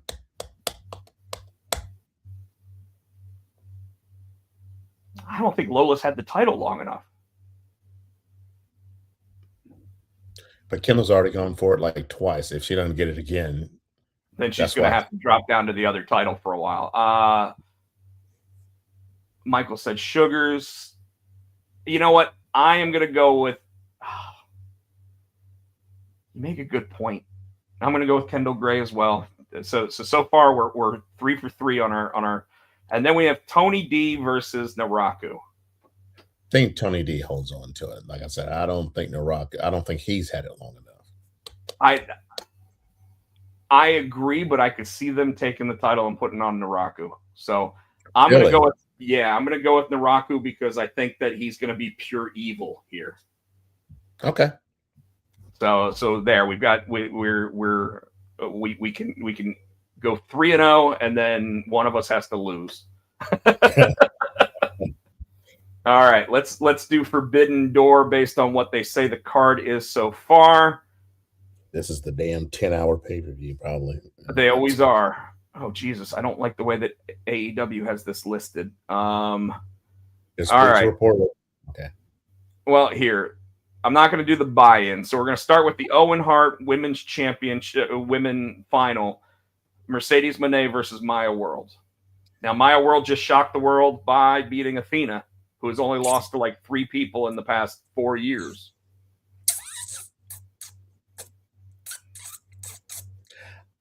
I think I would let Maya World have that because Mercedes is getting ready to go for that world title, so I don't think they're going to start that whole belt collector thing again. And like you said, I think Tony is good with, if you're looking at this hand, he will pull. Well, let's do this. So I'm gonna go with Maya. So I'm gonna go with Mercedes only for the fact that it actually gives her an automatic title match. Okay. For the world title. Got it. Next up, Forbidden Door IWGP Global Heavyweight Championship. That's going to be what is it? Umino? Yeah, Umino versus Pac. I'm going to say Umino just because he was holding out for even wanting to wrestle on the card, so he probably got his way, and they're going to give him the win. Okay. Sky Team Young Bucks versus Unbound Company. Who's on that team? Well, Sky Team is Mystico and the other one, and then so I want to say that these are all the other Mexican wrestling company. You said Young Bucks. Yeah, the Young Bucks are on it too. I mean, are they on the team or is it like a 4-way kind of thing? It's a 3-way tag team match. Probably the Bucks. You would think the Bucks, but the Bucks might actually have to eat a pin. Well, maybe not eat a pin, but they're going to have to not win this match just because, with all the AEW talent on this card, Tony's got to get a couple wins, but he's probably got to give up a couple. So I think the Young Bucks aren't going to necessarily do the job. I'm going to go with Sky Team, the CMLL Tag Team Champions. Because that's Mystico and El Corazon. Is that who it is? Yeah. Sounds right. Then we have Moxley versus Bandito for the Continental Championship. This is what you were talking about earlier when you said that he was going after a championship. Oh, okay. Well, yeah. Moxley's going to hold that belt. They're not going to put that shit on. Like you said, Moxley's the golden boy. He's there. He so doesn't need the fucking title. Like if there was one thing that I despise about Tony Khan's booking, it's Jon Moxley, because the guy I think has lost like 6 times in his entire career in AEW. Yeah. And like he wrestles every week, so he's like 350-6 in the past years that he's been there. I however think I agree with you, or I could see this being a time limit draw because it is a Continental Championship match, which means it's got a 20-minute time limit. Okay. So I'm going to go time limit draw on that one. Cage and Cope versus the Dogs for the Tag Team Championship. Cage and Cope. They just got it. I don't think, you know what I mean? They got to, right? Yeah, they just won that. So I'm with you on that one. Now we've got... Oh, drop my mouse. The Women's AEW World Championship, Tekla versus Starlight Kid from Stardom. I have to go with Tekla here. I don't think Tony's going to have his women's champion lose. especially to someone from the company she got fired from. That part. The Owen Hart men's finals. Now, this is probably going to be match of the night. Swerve Strickland versus Will Ospreay. Oh. And this one, now remember, this is a repeat of the finals when they were at Wembley the last time. And remember, Swerve ended up winning. So this one, I go with Ospreay. I go with Ospreay too, especially to if he's winning a championship opportunity and they're doing it in England. Yeah. Right. I mean, it sounds like the safe booking decision. And I think Swerve's okay giving back the win. Yeah. All right. Kenny Omega versus Zack Sabre Jr. They've never met. Omega's got to start getting some wins too, because I know he's looking for a world championship. So he does, but I think this is another one of those matches where I could see him being the one that loses. Really? Zack Sabre Jr. is like 10 years younger than Kenny. Mm-hmm. So even though Kenny is back to being 100%, I could see him being like Zack Sabre Jr. is the next me. So I could see him putting him over in the same way that Brock's putting over Oba. All right. So are you saying Kenny? I'm saying Kenny. Okay, I'll go Zack Sabre. Then we have we have the MJF and the Don Callis family versus the conglomeration Darby Allin and Takeshita. Okay. Right now in a single steel cage match, 12 motherfuckers. And I think because MJF's team won, and the stipulation is if Briscoe's team wins, Briscoe gets another shot at that title. I think Briscoe's team is going to win. Classic. This is the team that. Well, remember there is still a Dynamite this week, so we may not have seen the final, like who got the last laugh before they go to the pay-per-view. But still, yeah. All right.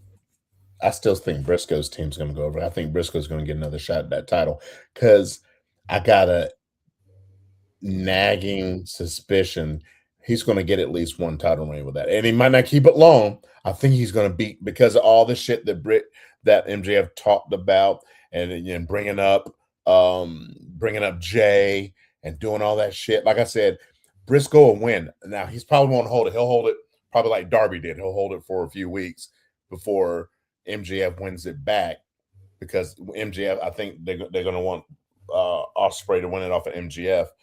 But I think Briscoe does beat him at least once for that title. I think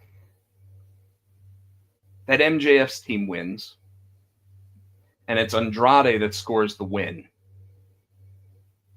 So that Andrade gets to sit there and tell Max that he wants the title shot against him now. That'd be interesting too. I didn't even think about that. Yeah. So that's what I think is happening here. And that card, by the way, is currently 10 matches. Wow. For Sunday night, starting at 8:00. Unfortunately, I'll be in Chicago, so you won't be able to come over to my place to watch it. For shits and giggles, though. Go back to Night of Champions. That's what I wanted to ask. Remember, here lately, their cards have only been 5 matches. 4 matches. How many did they have this time?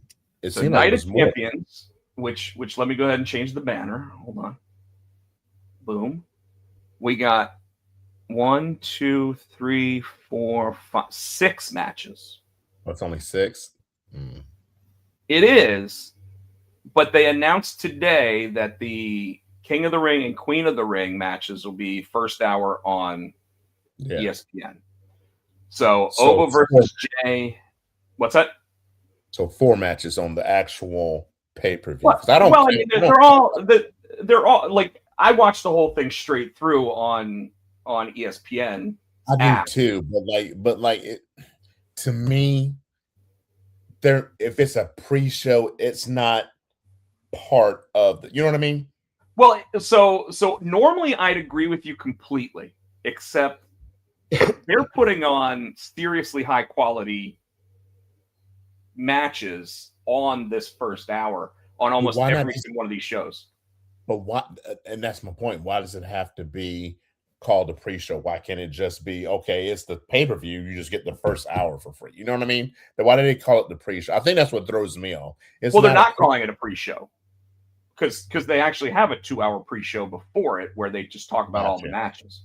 Gotcha. So okay, this is, all right. This is, yeah, you know, the countdown for the 2 hours. Then you actually have hour number 1, which is where they start going, hey, switch over to the app now so you can watch the rest of it.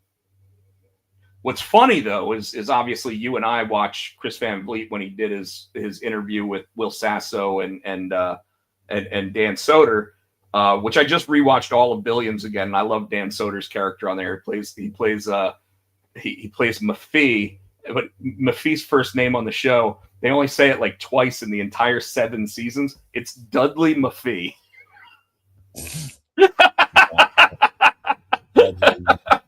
Dudley Maffei is his name on the show, and like The Rock's on that one, right? What's that? The Rock's on that one, right? I never watched it. No. Billions did have an episode with Triple H in it. It had an episode with Becky Lynch was on it. What is it about? So Billions is the show that's about the guy who made billions of dollars being a stock trader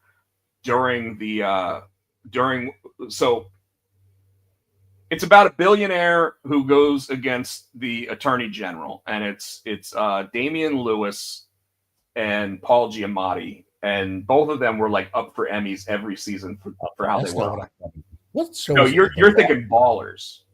Okay, Ballers. I knew it was Ballers was the one where The Rock played the former football player who then becomes an agent.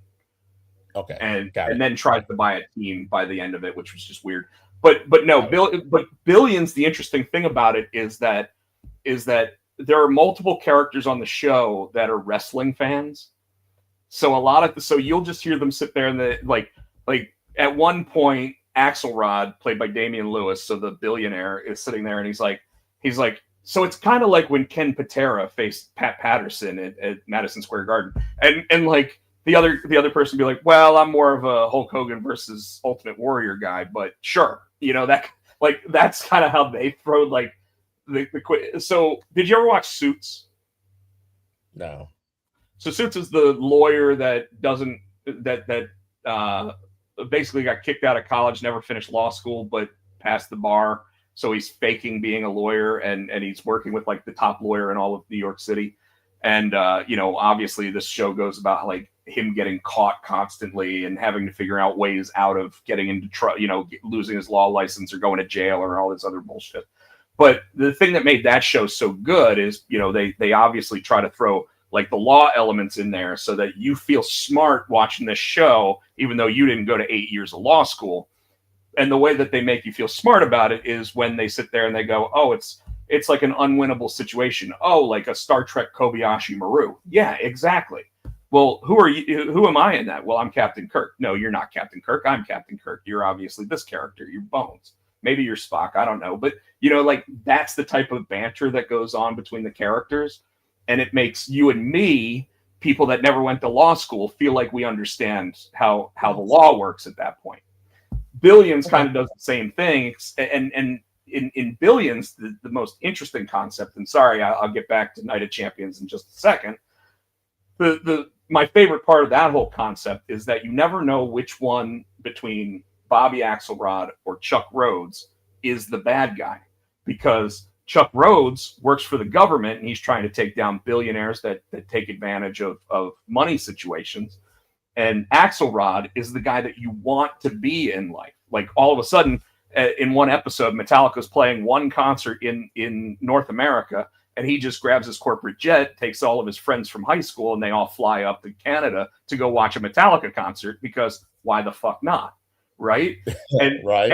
And you and I would be sitting there going, hey, if we had the money, we'd fucking do it too. Like, why not? But but you know, and then they, because he's super rich, he's able to sit there and he's backstage while they're actually like testing out the equipment and making sure that they're ready to go, and they play like one of their songs for them, and you know, all that type of shit. And we're sitting there going, God, I want to be Bobby Axelrod. But when you find out how he got his money and why Chuck Rhodes is trying to take him down, like there are moments and instances where you're like, God, you want to hate that guy, but he's so fucking cool. You know what I mean? Got it. So, anyways, I am going to go with what I think the order of these matches is going to be. They are in Saudi Arabia on. Oh, by the way, if you hook up your VPN and try to watch SmackDown, SmackDown will be live at 2 p.m. tomorrow. So if you use something that says that you're not in the United States tomorrow at 2 p.m., so like my VPN that a lot of times I can say I'm in the Netherlands or something, I might be able to watch SmackDown tomorrow instead of having to watch it Friday night. Yeah. I don't have VPN. I don't fucking care. Dude, download Proton like I have. I don't really care, but okay. We'll see. Well, so anyways, again, Saudi, so they're doing that because they're filming either in France or in London again tomorrow night, because then they're flying to they did the O2 tonight, and they're filming again tomorrow in London, because I know that because they I think they did a thing with Julia. You know, she was saying, you know, her. Oh yeah, where she was born. She was born in London, so yeah, so that's why they're doing it in London. Well, and they're obviously trying to turn her baby face, and they're having a struggle with it. It seems. I don't think they cheered her in. Well, she's going to get a huge pop tomorrow. Mm-hmm. Obviously Friday for anybody that doesn't have a VPN, but she had a huge pop in Italy because that's where her mom. She's Italian, part Italian. Well, she's apparently English, Italian, Japanese. All right, so I think they're going to start with the Queen of the Ring finals. I think Io wins that because I think that Raquel's going to turn on her. No, what's my girl's name that's out? Roxy. No. What's her name? I think she comes back. Ooh, I hadn't even thought of her. Tino, good call. And she comes back and cost her. Well, I think that they're going to go with Io because you know, Rhea will come out, she'll hug her, they'll do this whole thing, and then Io goes, Rhea, you've still never beaten me. And then we have our SummerSlam match, Rhea versus Io. And I think Rhea finally beats her at SummerSlam. Maybe. Well, I'm not sure because Rhea does have a serious knee injury right now. So maybe she can power through it. Obviously, they only wrestle once a month now, so maybe. I don't know if you can't. I can see if she doesn't, and they make her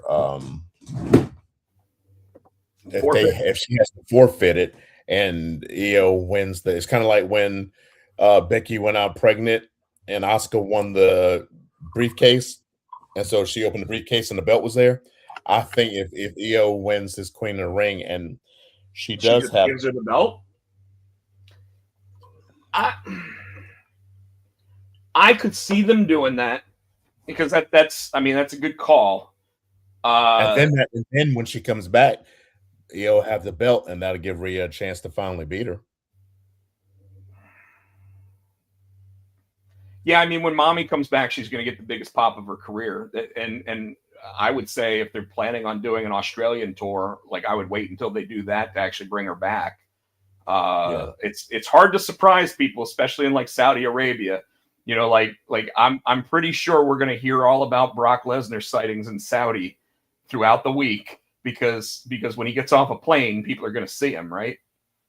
Well, let's say this. They've snuck people in there before that we didn't know was going to be there. Well, you're 100% right. And in fact, when people are like, "Oh, it's hard to sneak people into Saudi Arabia," are you kidding me? Like they have secret organizations too.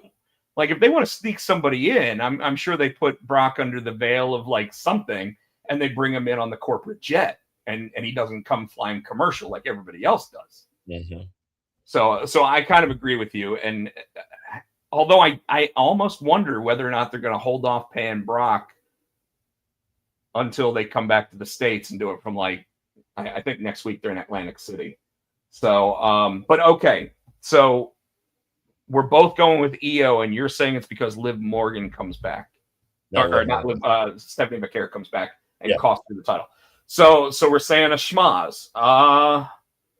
I like the idea of EO winning this match because you can't keep telling me, and this is a problem that I always had with AEW, you can't keep telling me that she's the best wrestler on the planet and then have her lose these big matches. Yep. So I agree. We're 1 for 1. We're saying EO. I like the Stephanie McCare thing. We obviously haven't seen her since WrestleMania. Don't know how seriously she was injured, so we'll find out, right? Oba Femi versus Jey Uso to decide the King of the Ring. This will be the second match, if you ask me, on ESPN. I think Oba goes over. I think so too. I hope that just like the Jey Uso versus OG, I hope. By the way, I loved their interaction when he was like Unk, and he goes, "Well, I'm gonna Unk you," because he felt like he was calling him old. And it's like, dude, you're twice his fucking age. You are old compared to him. Yeah. Like Jey Uso, I know you act like you're 20, and I know that your DUIs and everything like really show that you party like a rock star. Trust me, I know, I have experience. But you're 40 something, and the young OG is 21 or 22 now maybe. So he's half your age. You are like Unk to him, right? I don't want interference in this match. I want Oba to beat Jay, and then when Jay goes back, when Jay sees Roman for the first time after that, Roman looks at him and tells him how much of a disappointment he is.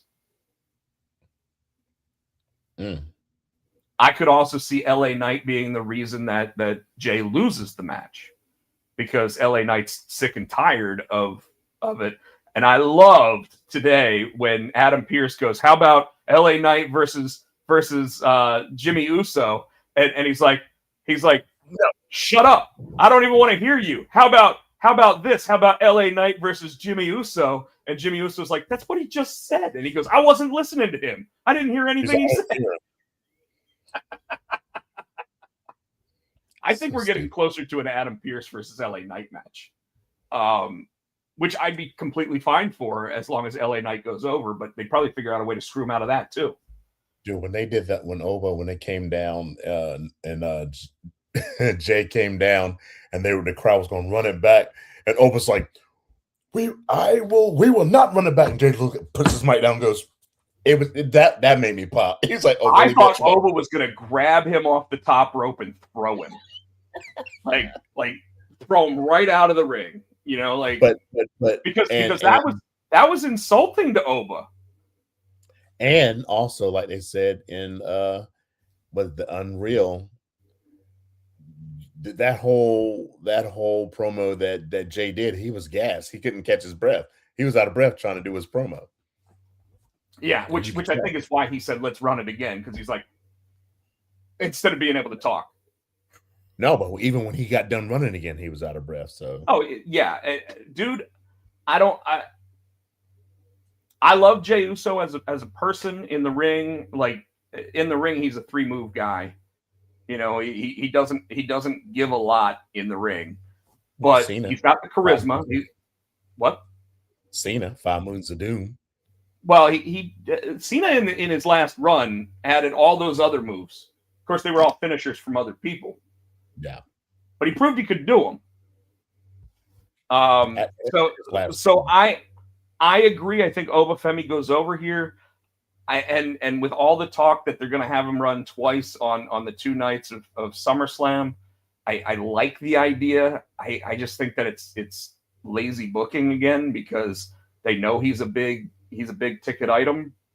So, the question is, let's say they do go Oba Fett, and I actually like the idea of him not going against Roman and him actually picking Cody, and I'll tell you why. So they've been talking about like the ruler versus Roman, right? The longer we keep them apart, the better, right? But doesn't the WWE have the Crown Jewel Championship where the two champions face each other? Okay.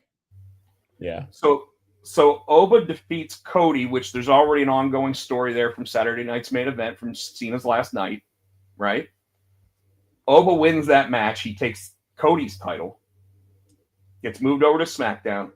Then him and Roman have to face each other at that Crown Jewel for that Crown Jewel Championship. You can do it the same way. He beats Roman and still meets Cody at that Crown Jewel. But him and Cody are both champions. I mean, it'll do it either way. And SummerSlam is the bigger event. The question I have, though, is that let's say you have him beat Brock Lesnar on night one, right?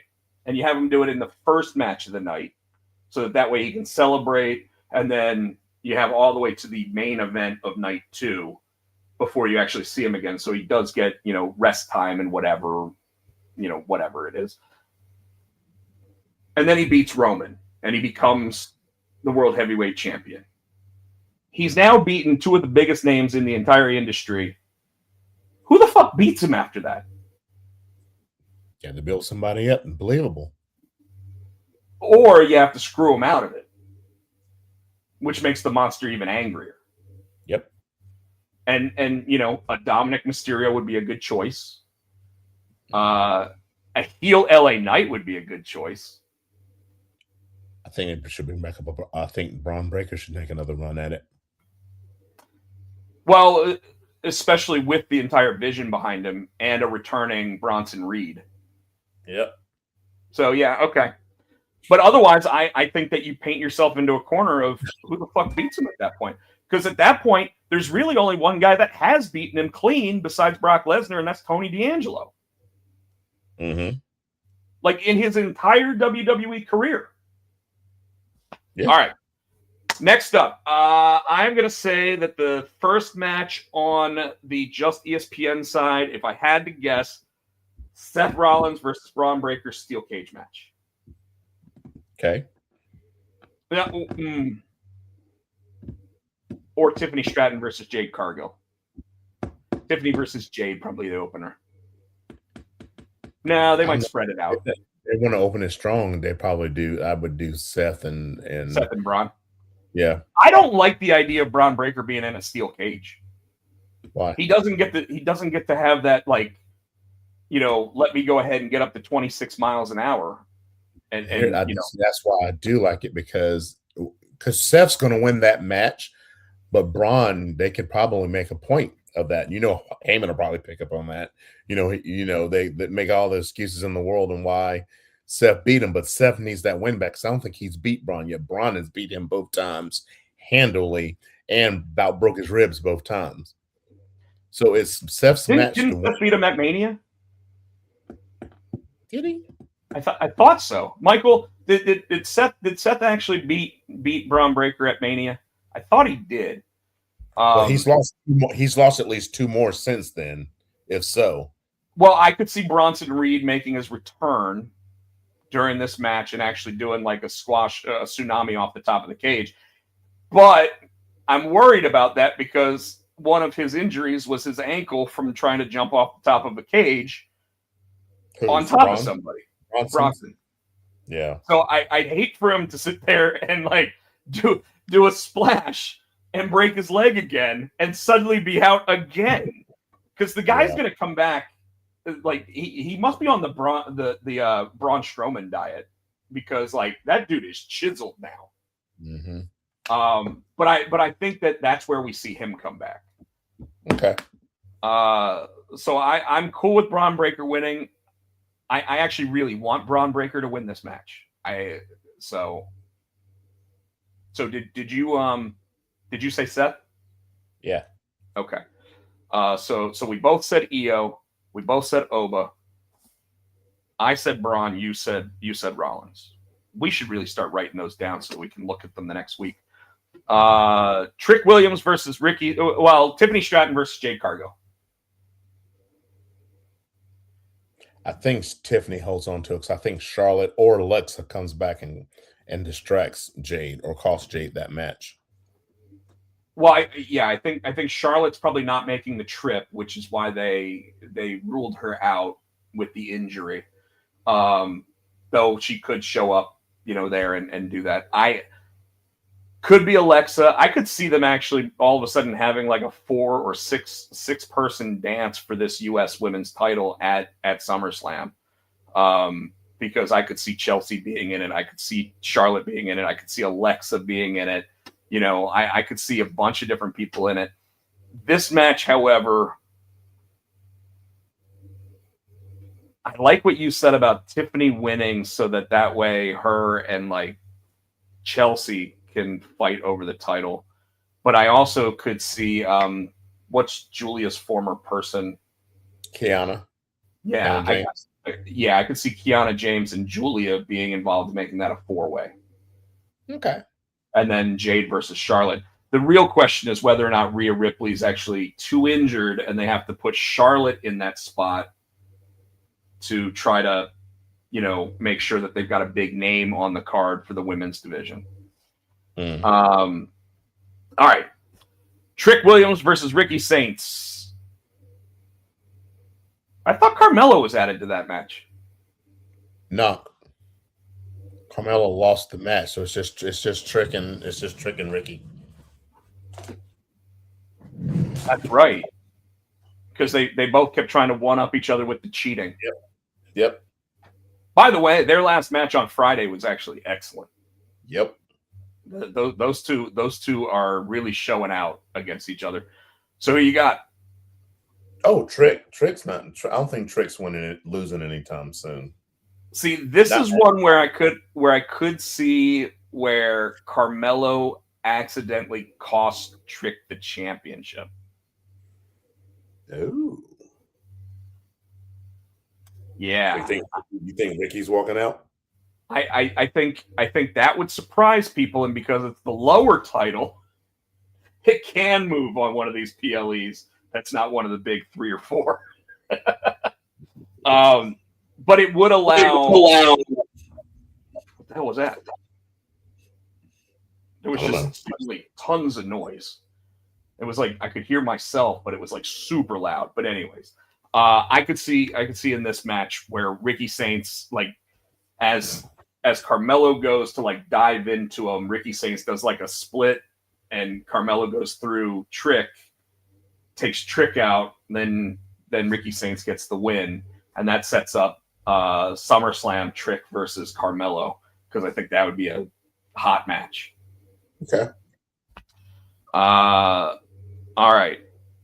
That leaves us with Cody Rhodes versus Gunther versus Sami Zayn for the undisputed WWE Championship.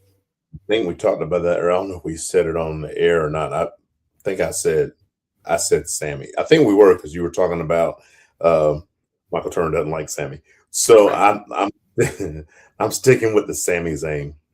I love the idea of Sami Zayn winning this. I think that it's so the opposite of what the way they book is, that it would be their way of sitting there going, see, we told you that it's unpredictable, which makes me think they can't do it. Like I'm gonna go wishful thinking, so I'm still gonna stick with Sami. I'll probably be wrong. I love that idea.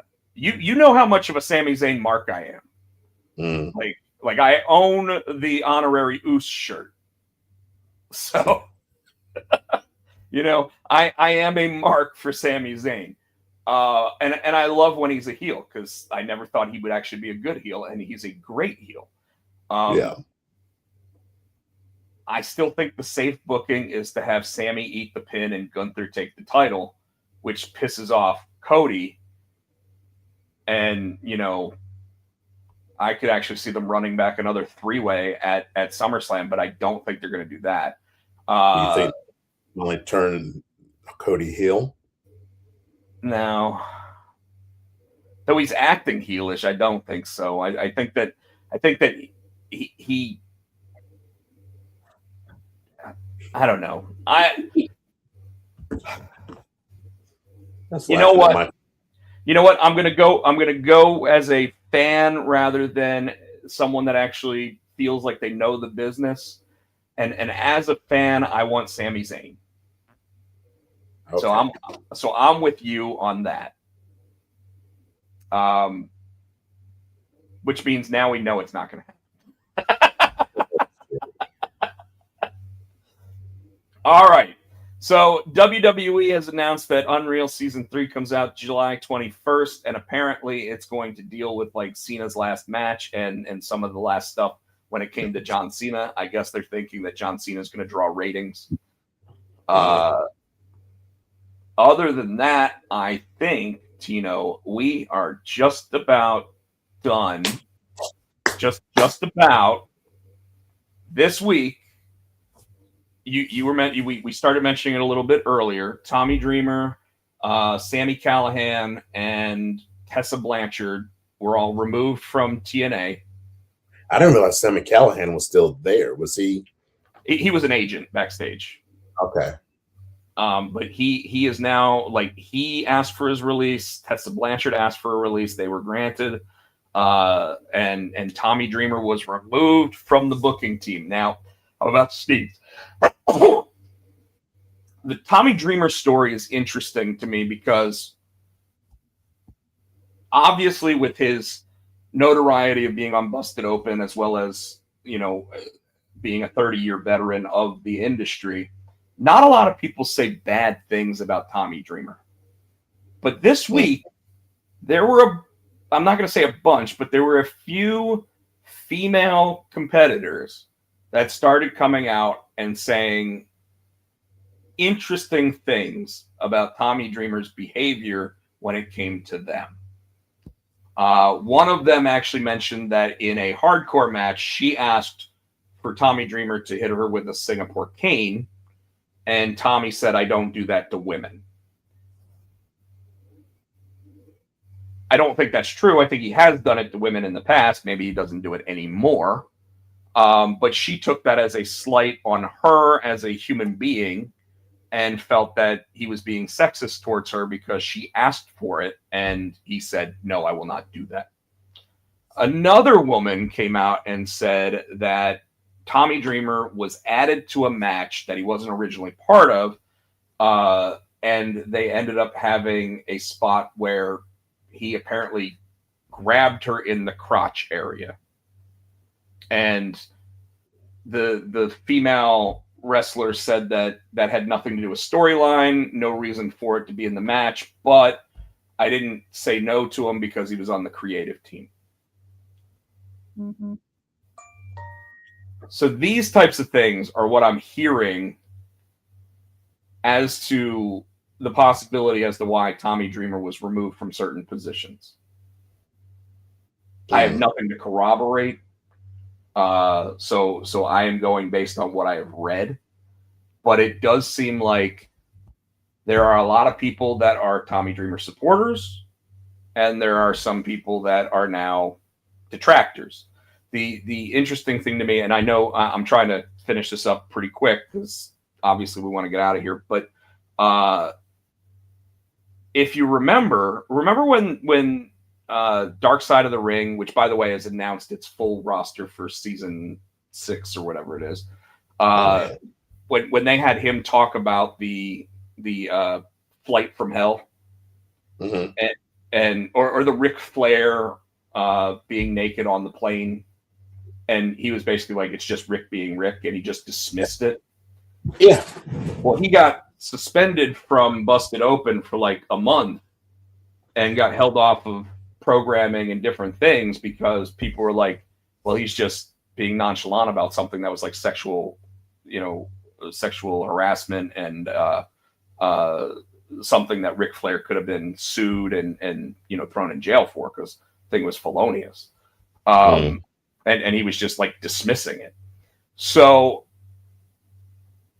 is it something where we think that there might actually be some truth to these statements, or some realization that Tommy Dreamer is just a man when it comes to this? Eric Bischoff actually came out and said that he thinks that the reason why Tommy Dreamer was removed from the creative team at TNA was because he doesn't have the same type of relationships with TV producers that someone like Road Dogg, who has been rumored to be coming in to be the head of creative and television producing for them. So I thought that was kind of weird too, because Tommy's been working with the TV side for 20 years, it feels like. Now, Road Dogg obviously about the same, but yeah. And Road Dogg probably closer with the actual television production side. Probably.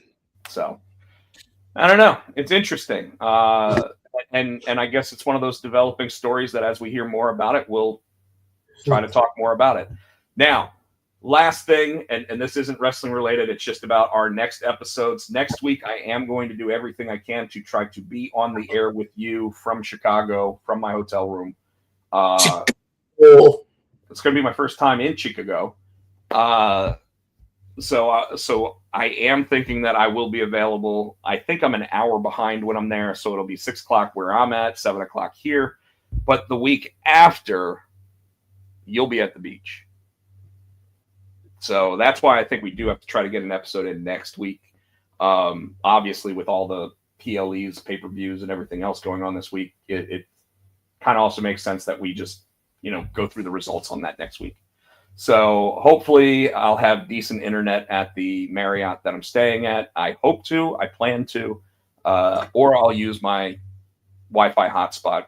But I'll probably be broadcasting from my iPad rather than from my computer. So with that, everybody, thank you so much. We hit a high on our view count while we were here. So that was pretty awesome.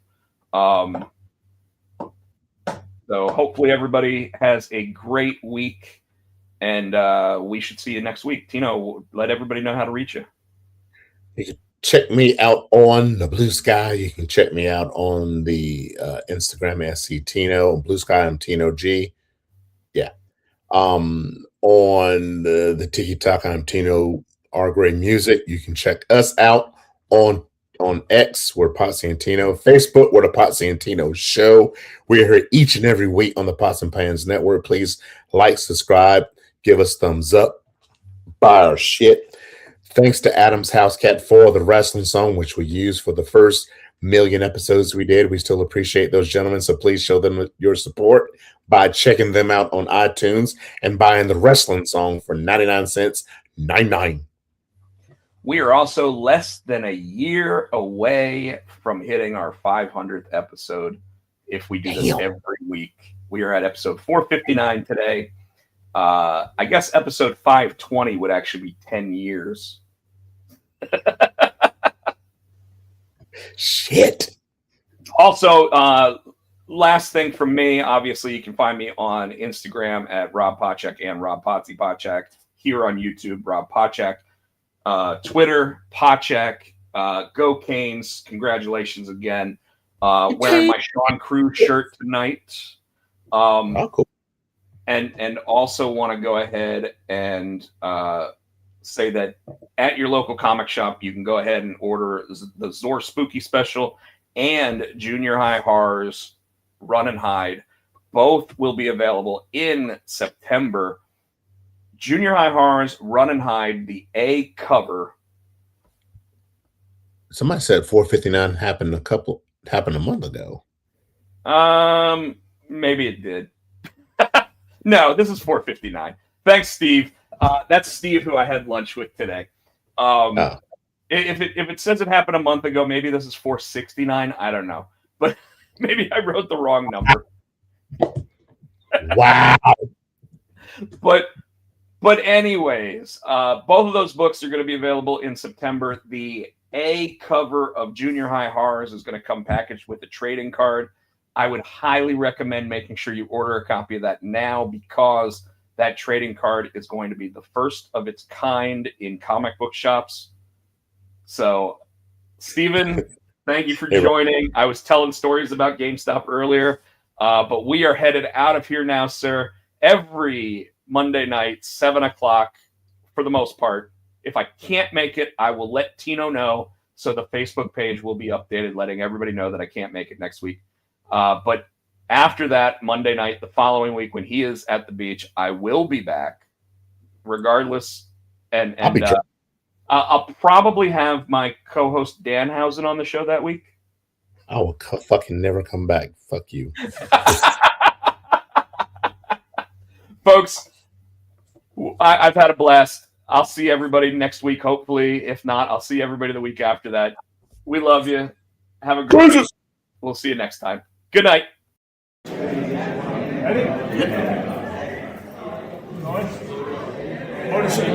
Potsy and Tino. For the Potsy and Tino show. Thanks for watching.